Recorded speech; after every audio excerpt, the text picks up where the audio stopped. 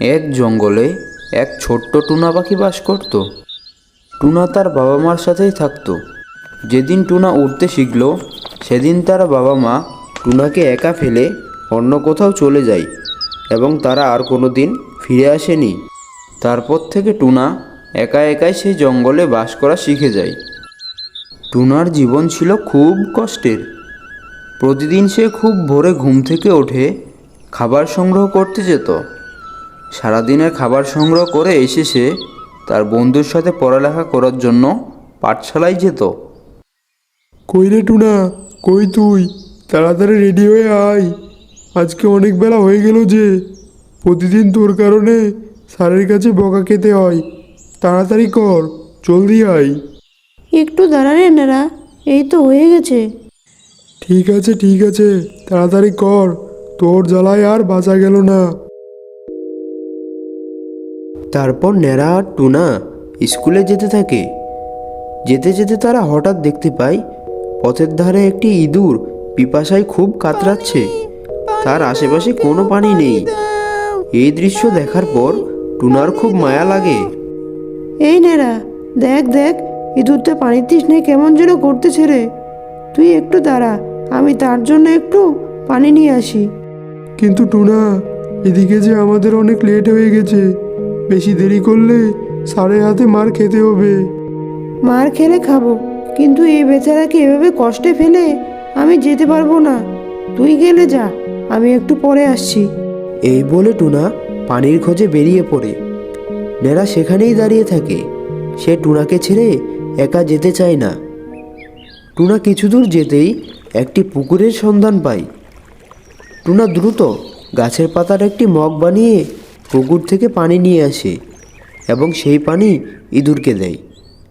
ইঁদুরটি খুব দ্রুততার সাথে মন ভরে সেই পানি পান করে।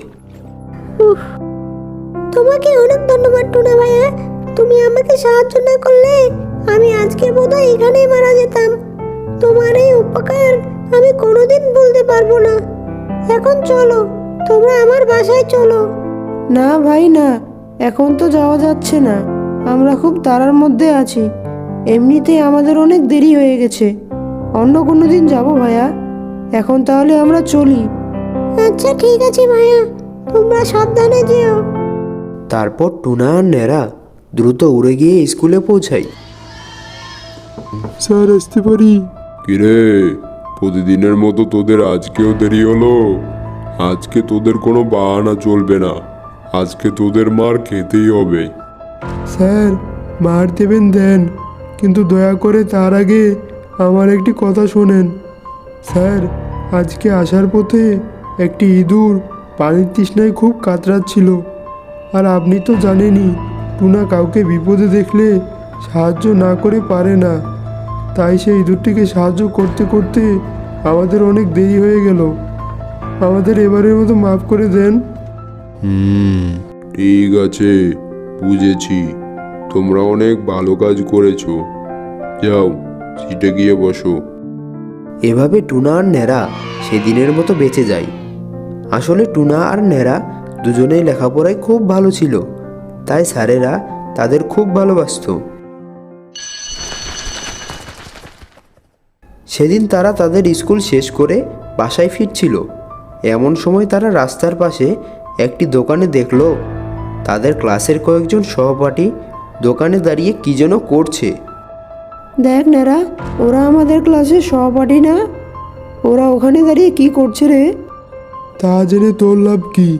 খবরদার, ওরা বকাটে ছেলে পেলে, কিন্তু ওদের সাথে একদম মিশবি না। তা ঠিক আছে, কিন্তু ওরা তো আমাদের ক্লাসেই পড়ে, তাই না? হ্যাঁ, ওরা তো আমাদের ক্লাসেই পড়ে। ওরা ওখানে মনে হয় বিড়ি খাচ্ছে। কি বিড়ি? এটা আবার কেমন খেতে রে? আমি কিভাবে জানবো? আমি কি কখনো খেয়েছি নাকি? চল, আমরাও গিয়ে একবার টেস্ট করে দেখি কেমন মজা। কি বলিস তুই? হ্যাঁ হ্যাঁ। না ভাই, আমি এসব খাবো না। এসব খারাপ জিনিস।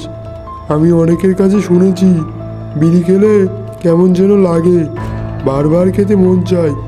চল তো, এসব বাজে জিনিস খেতে হবে না।